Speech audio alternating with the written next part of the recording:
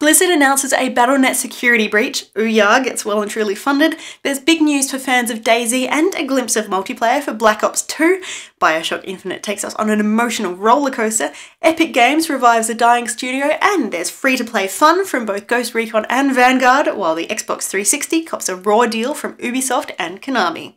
Plus we get our first glimpse of Warframe gameplay, and it's certainly nothing to laugh at, all in this week's edition of Player Attack.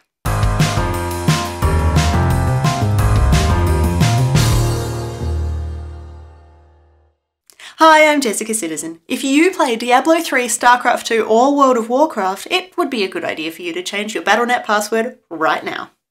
Blizzard has announced that the company was hit by a security breach earlier this week, and while no financial data has been compromised, email addresses, security questions and authenticator information has been accessed. The bad guys focused mostly on the North American BattleNet servers, which means that gamers from North America, Latin America, Australia, New Zealand and Southeast Asia are all potentially at risk. Your actual password has likely not been accessed or affected, as Blizzard keeps these things cryptographically scrambled. However, the scrambled versions have been accessed, so you're strongly advised to change your password anyway. Blizzard President Mike Morhaime explains that gamers will be contacted in the coming days to change their secret security questions and answers, with more information regarding authenticators on the way very soon. And now that we've gotten that out of the way, it's on to some happier things. The OUYA console Kickstarter has officially finished, with the end result far surpassing the company's original intentions. The little box that could started out with a goal amount of just $950,000. That was reached and doubled within 24 hours. After another month of pledges, the console has been thoroughly supported, with a total of $8,596,475 pledged. The money came from more than 63,000 backers, with more than 46,000 of them opting for the simple $99 early adopter deal, which includes one console and one controller. It's also been a good week for Dean Rocket Hall, the man behind super popular zombie mod DayZ. First, Rocket announced that there were more than 1 million gamers playing his undead survival game, which is based on military shooter Arma 2. That number comes less than 4 months after DayZ snuck onto our shelves, and includes a jump of more than 500,000 players in just a month. The game is also being credited with revitalising the 3-year-old Arma 2, which has topped the Steam charts for a large chunk of that time. Then, just one day after the revelation, Rocket was back with even bigger news, which we sorta kinda knew already. DayZ will be developed as a standalone game, thanks to Arma 2 developer Bohemia Interactive. Don't worry if you're in love with the mod version though, the development team will be working on both versions side by side, so you're not going to miss a thing. Call of Duty Black Ops 2 is due out in November, but all we'd seen of the game so far was the single player campaign. That's not necessarily a bad thing, but there are plenty of fans who only buy the games for the multiplayer side of things. For them, Activision and Treyarch have released this new video showing off just what you'll be able to get up to with your mates when Black Ops 2 launches.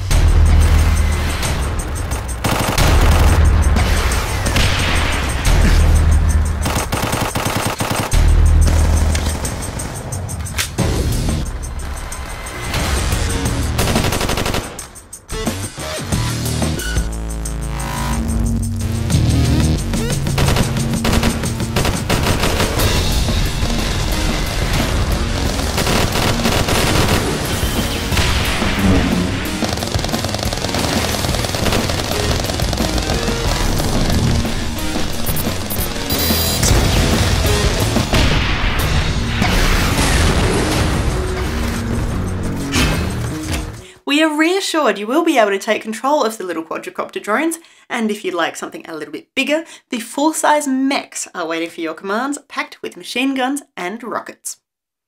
In stark contrast to the Call of Duty media blitz, it has been a very long time since we've heard anything positive about BioShock Infinite.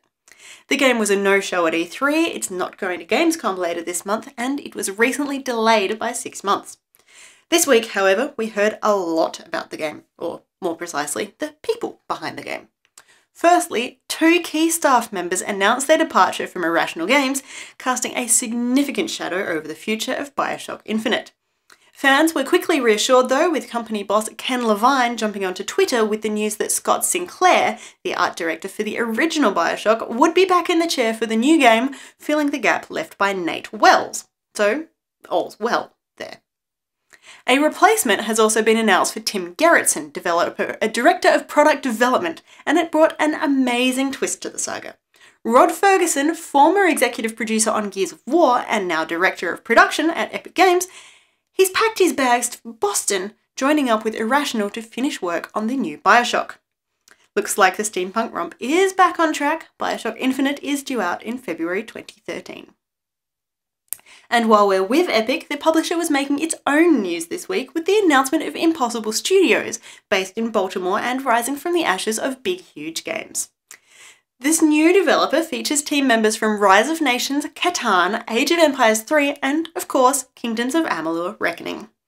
The appropriately named Impossible is now working alongside both Epic and Chair Entertainment on the upcoming iOS blockbuster, Infinity Blade Dungeons. Congratulations, soldier. You're one of the chosen few, a proud member of the Ghost Recon Squad, the most elite special forces unit on the planet. Get ready to gear up for combat on a whole new level as one of 3 highly skilled classes: Assault, Specialist, and Recon. Each Ghost Recon Online class is proficient with different weaponry. Weapons range from the precise and powerful sniper rifle, to the brutally efficient shotgun, to the oppressive firepower of the light machine gun. Soldiers in each class have access to a unique set of special abilities and team upgrades that increase the versatility of their squad. As you know, in combat, timing is crucial. Careful use of the special abilities can lead you to victory, but using them too soon could leave you at the mercy of your enemies. The brand new open beta for the free-to-play Ghost Recon Online has just kicked off, so anyone with a computer and a Uplay account can jump in, pick a class, and play at being Sam Fisher for a while. More free-to-play fun has also arrived from Sony, who had planned to unveil the updated freemium version of Vanguard Saga of Heroes on August 14th. We're not quite sure what happened behind the scenes, but the wraps came off a little early, meaning that anyone who wants to try the game can pick it up right now, absolutely free. Now, we're not going to enter into the debate over which console is better, but this week you could be forgiven for siding with the PlayStation 3. Firstly, Ubisoft announced that PlayStation gamers would receive an extra hour of gameplay just for picking up Assassin's Creed 3 on their console of choice. It's not known yet whether this will be on disc or offered as DLC, or whether or not the exclusive will be for a limited time only, but for now, we do know PC and Xbox 360 gamers will miss out. Xbox 360 gamers also miss out on new content from Konami, who has announced plans to patch the terribly buggy Silent Hill HD collection. The game contains unfinished code, missing textures, audio problems, and frame rate issues which plague gamers on both consoles. However, due to technical issues and resources, Konami is only publishing the patch on PlayStation 3. There's more bad news for fans of survival horror too. THQ has officially cancelled Guillermo del Toro's insane project, handing the IP back to the Mexican filmmaker, meaning there is still a glimmer of hope that someone might pick up the promised trilogy. But there is good news for fans of retro-brawling side-scrollers. Scott Pilgrim vs. the World is getting a brand new DLC pack next week, promising the online multiplayer content gamers have been demanding since 2010. We have no idea if anybody still even plays Scott Pilgrim vs. the World, or quite why it took Ubisoft so very long to get around to the update, but hey, maybe it's time to revisit the comic goodness.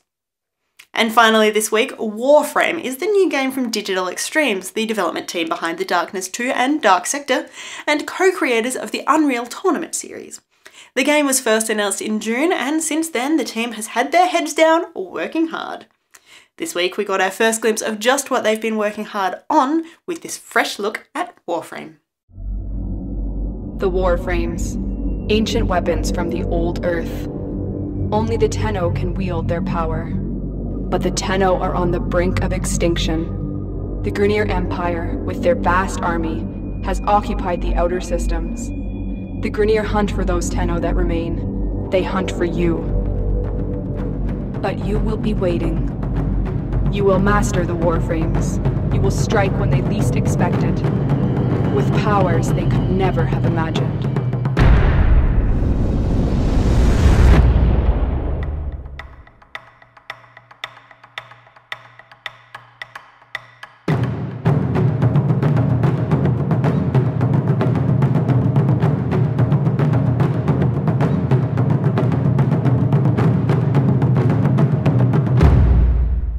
Four-player squad co-op, PvE third-person shooter action in space. It's high-tech machine gun ninjas set in a far-future manga Dune mashup, it's free-to-play, and it uses the Unreal Engine 3. And it's looking for beta testers, so if you like the look of Warframe, head to the official website playwarframe.com and sign up.